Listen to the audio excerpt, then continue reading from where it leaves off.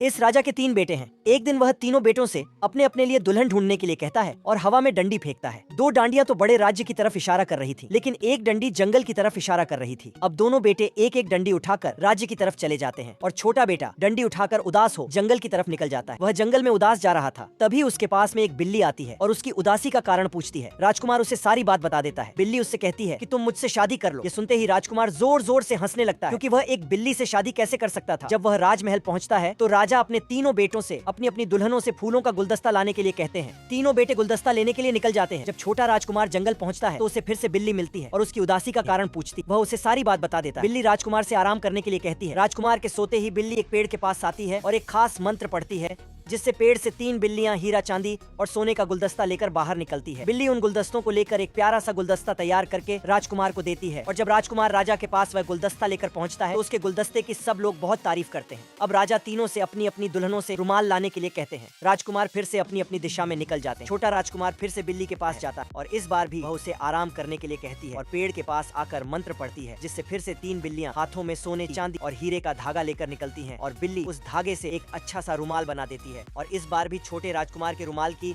सब बहुत तारीफ करते हैं। अब राजा उन तीनों से अपनी अपनी दुल्हनों को राजमहल लाने के लिए कहते हैं। छोटा राजकुमार परेशान था, क्योंकि वह एक बिल्ली को दुल्हन बनाकर राजमहल कैसे ले जा सकता है। बिल्ली ने फिर उसे आराम करने के लिए कहा और पेड़ के पास आकर एक खास मंत्र पढ़ा, जिससे एक रोशनी प्रकट हुई और वह उस रोशनी के सामने जैसे ही खड़ी हुई एक सुंदर राजकुमारी में बदल गई। अब राजकुमार उसे महल ले आते हैं और महल में सारे लोग राजकुमारी को देख बहुत हैरान थे, क्योंकि वह बहुत ही सुंदर थी और कभी भी राजकुमार ने अपनी राजकुमारी के बारे में किसी को कुछ नहीं बताया था।